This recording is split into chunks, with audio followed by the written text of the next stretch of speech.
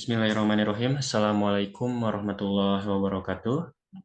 Waalaikumsalam warahmatullahi wabarakatuh. Oke, baik di sini kami akan menjelaskan hasil dari praktikum kami sebagaimana salah satu syarat untuk pos-tes praktikum farmakologi 2. Di sini untuk judul atau praktikum yang kami lakukan yakni tentang analisis obat antiinflamasi dengan dosen pengampu Ibu Apoteker Nia Kurniasi MSc.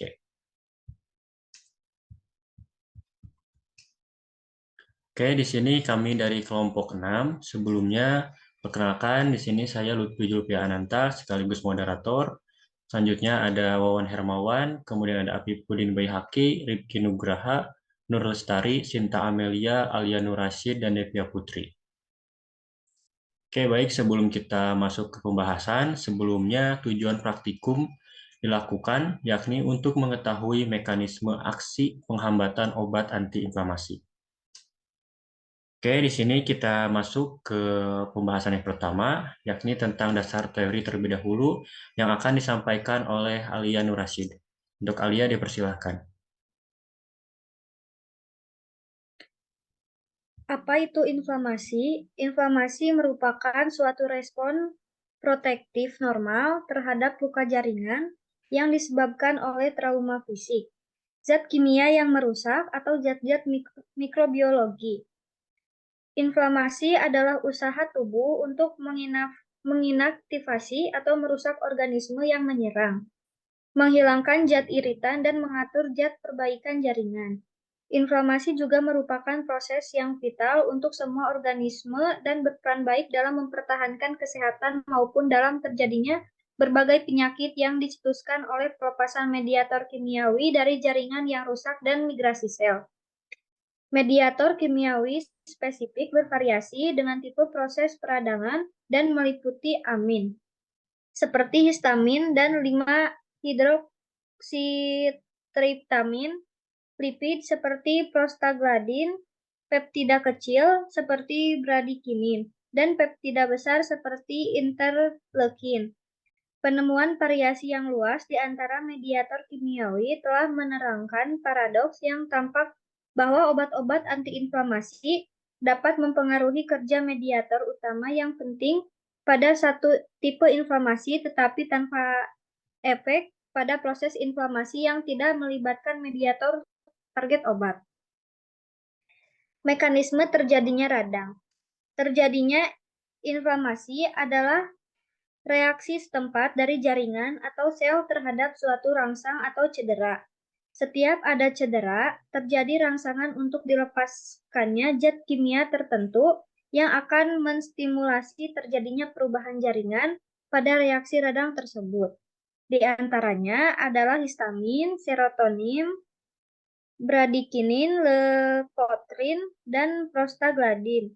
Histamin bertanggung jawab pada perubahan yang paling awal, yaitu menyebabkan vasodilatasi pada arteriol yang didahului dengan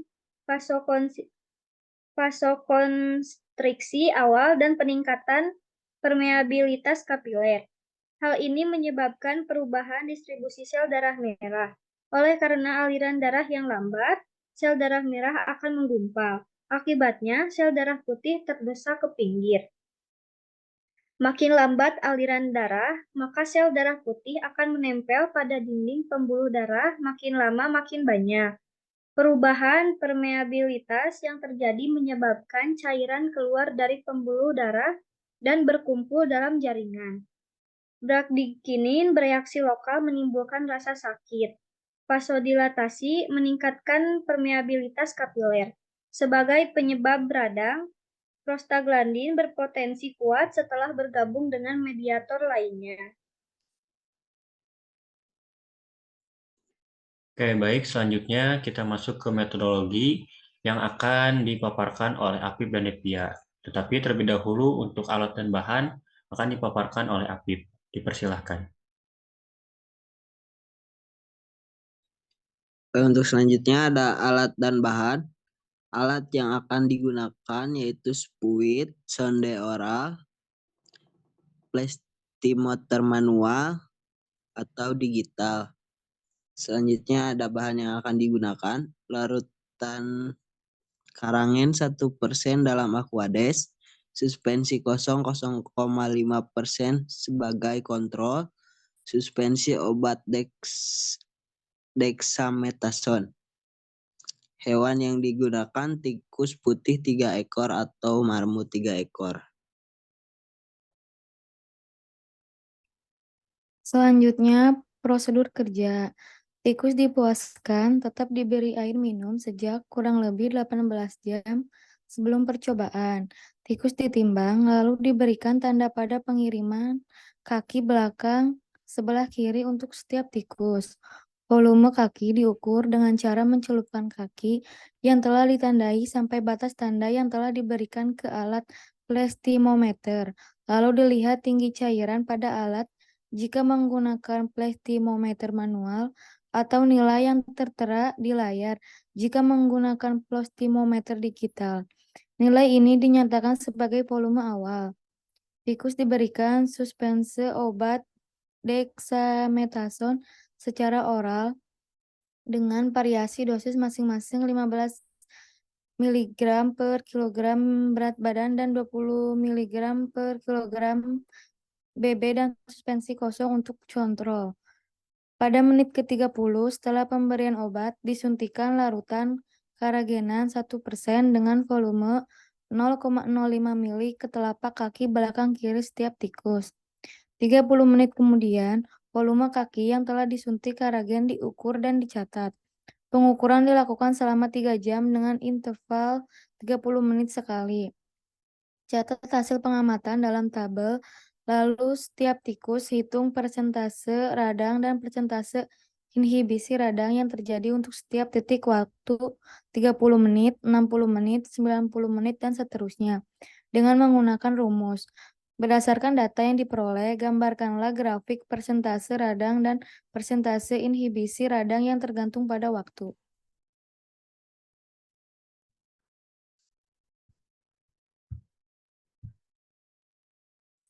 Oke, baik. Selanjutnya kita masuk ke hasil praktikum. Di sini untuk hasil praktikum akan dipaparkan oleh dua orang. Yang pertama oleh Sinta Amelia dan kedua oleh Nur Lestari. Yang pertama, dipersilakan untuk Sinta Amelia untuk memaparkan hasil praktikum. Untuk hasil praktikumnya bisa dilihat pada tabel. Untuk kelompok kontrol, diameter awal sebelum diberikan obat dan karagenan yaitu 1,1. Kemudian setelah diberikan obat dan karagenan setelah 3 jam menjadi 1,7. Kemudian untuk kelompok kedua, dexamethasone 15 mg per kilogram berat badan, diameter awalnya 1,2, dan setelah diberikan obat dan karagenan setelah 3 jam yaitu 1,35. Kemudian untuk kelompok ketiga, dexamethasone 20 mg per kilogram BB, diameter awalnya yaitu 1, dan setelah diberikan obat dan karagenan setelah 3 jam menjadi 1,1. Selanjutnya untuk perhitungan persen radang dan persen inhibisi radang. Untuk kelompok kontrol, persen radang kontrolnya dihitung dengan rumus persen radang sama dengan volume kaki volume kaki setelah 3 jam dikurangi volume awal per volume awal dikali 100%. Hasil yang didapat persen radang setelah 3 jam yaitu 54%. Kemudian untuk kelompok kedua yaitu persen radang pada dexamethasone 15 mg per kilogram berat badan. Untuk hasil yang didapat setelah 3 jam yaitu 12,5%. Selanjutnya untuk persen inhibisi radangnya dihitung dengan rumus persen radang kontrol dikurang persen obat per persen kontrol dikali 100%. Nah, untuk hasil yang didapat untuk inhibisi radangnya setelah 3 jam yaitu 87,5%.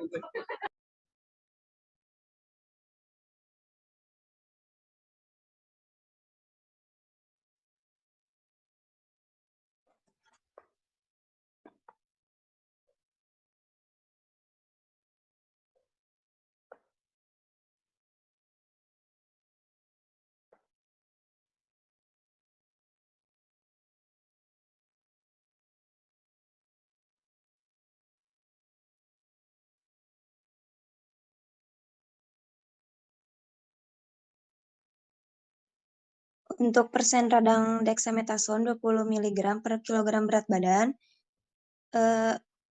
hasil dari perhitungan setelah 3 jam yaitu 10%, dan untuk persen inhibisi radangnya setelah 3 jam dihasilkan 90%.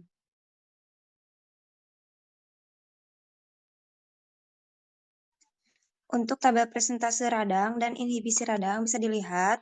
Untuk kontrol berat hewan 422 gram, untuk menit ke 30, persen radangnya 18,1%, menit ke 60 31,8%, untuk menit ke 90 45,4%, menit ke 120 50%, menit ke 150 50%, menit ke 180 34%. Untuk dexamethasone 15 mg per kilogram berat badan, berat hewannya 340 gram, menit ke 30-nya untuk persen radang 25%, untuk inhibisi radangnya 75%. Untuk menit ke 60 persen radangnya 41,6, untuk inhibisi radangnya 58,4%. Menit ke 90 37,5%, inhibisi radangnya 62,5%. Menit ke 120-nya 25% untuk persen radang, inhibisi radangnya 75%. Menit ke 150, persen radang 12,5%, untuk inhibisi radangnya 87,5%. Menit ke 180, 12,5% untuk persen radang, dan 87,5% untuk inhibisi radang. Dexamethasone 20 mg per kilogram berat badan dengan berat hewan 384 gram dihasilkan pada menit ke 30, persen radangnya 40%, inhibisi radangnya 60%. Untuk menit ke 60, persen radangnya 60%, inhibisi radangnya 40%. Menit ke 90, persen radangnya 45%, inhibisi radangnya 55%. Menit ke 120, persen radangnya 30%, inhibisi radangnya 70%. Menit ke 150, persen radangnya 20%, inhibisi radangnya 80%. Menit ke 180, persen radangnya 10%, inhibisi radangnya 90%.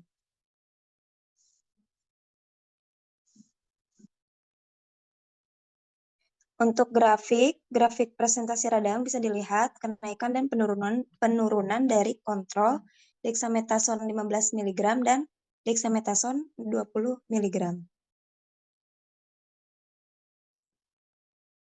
Grafik presentasi inhibisi radangnya juga bisa dilihat untuk dexamethasone 15 mg dan dexamethasone 20 mg. Oke, baik. Selanjutnya kita masuk ke pembahasan yang akan disampaikan oleh Wawan Hermawan. Dipersilahkan. Baik, untuk yang selanjutnya yaitu untuk pembahasan dari praktikum ini. Pada praktikum ini dilakukan percobaan mengenai antiinflamasi, di mana antiinflamasi ini merupakan reaksi tubuh terhadap benda asing yang masuk ke dalam tubuh.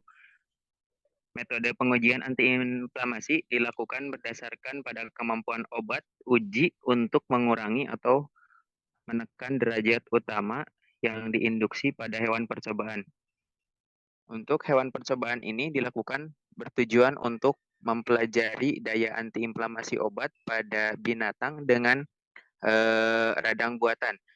Kemudian untuk praktikum ini dengan menggunakan hewan marmut sebanyak 3 ekor, untuk 2 ekor sebagai hewan uji dengan obat antiinflamasi yang digunakan yaitu dexamethasone, dan untuk yang 1 ekornya lagi sebagai kontrol yang hanya diberi suspensi Aquades yang diberikan secara peroral.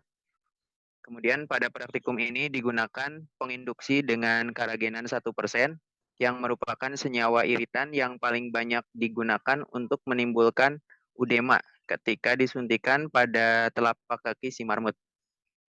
Udema yang disebabkan induksi karagenan dapat bertahan selama 6 jam dan berangsur-angsur berkurang dalam waktu 24 jam. Kemudian hasil dari pengamatan yang dilakukan diperoleh hasil yang bervariasi, di mana terjadi penurunan dan kenaikan volume udema.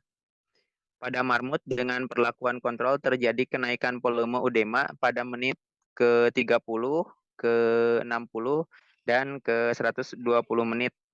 Dan untuk yang seterusnya meningkat pada menit selanjutnya. Nah, hal tersebut disebabkan karena marmut kontrol hanya diberi suspensi aquades, bukan antiinflamasi, dengan hasil persentase radang awal yaitu 18,1% dan persentase radang akhir 54%. Kemudian pada marmut dengan perlakuan pemberian obat antiinflamasi dexamethasone 15 mg per kilogram berat badan, diperoleh hasil di mana terjadi penurunan pada setiap menit meskipun tidak stabil dengan persentase radang awalnya yaitu 25%, kemudian untuk radang akhirnya yaitu 12,5% dan persentase inhibisi radangnya 75%. Nah, untuk inhibisi akhirnya yaitu 87,5%. Itu menandakan terjadi penurunan meskipun tidak cepat dan dapat menghambat dari udema. Kemudian untuk yang selanjutnya, marmut dengan pemberian dexamethasone 20 mg per kilogram berat badan diperoleh hasil di mana terjadi penurunan meski tidak signifikan. Dengan persen radang awal yaitu 40%, radang akhirnya yaitu 10%, dan persen dari inhibisi radang yaitu 60%, dan inhibisi akhir dari radang yaitu 90%. Nah, hal ini yang seharusnya terjadi yaitu udema secara perlahan mengalami penurunan terus-menerus sehingga akhir pengamatan. Dengan begitu, dari hasil pengamatan antiinflamasi yang lebih efektif yaitu dexamethasone 20 mg per kilogram berat badan karena dapat menghambat udema atau radang atau juga bengkak lebih besar dibandingkan dengan dexamethasone 15 mg per kilogram berat badan. Oke, baik. Selanjutnya kita masuk ke pembahasan atau ke kesimpulan. Tahap akhir di sini akan dipaparkan oleh Rifki. Dipersilakan. Berdasarkan hasil praktikum yang dilakukan, maka dapat ditarik kesimpulan sebagai berikut. Yang pertama, obat antiinflamasi memiliki aktivitas menekan atau mengurangi peradangan. Yang kedua, dexamethasone memiliki efek antiinflamasi karena terbukti mampu memberikan efek pengecilan volume kaki pada pembengkakan marmut. Kemudian yang ketiga, dexamethasone 20 mg per kilogram berat badan dapat menghambat pudem atau radang lebih besar dibandingkan dexamethasone 15 mg per kilogram berat badan. Nah, dan di sini ada lampiran atau dokumentasi ketika kegiatan praktikum. Nah, untuk referensi atau sumber atau daftar pustaka, kami ambil dari sini. Nah, mungkin cukup sekian presentasi dari kami. Mohon maaf apabila ada salah kata. Mohon dimaklumi. Terima kasih. Wassalamualaikum warahmatullahi wabarakatuh.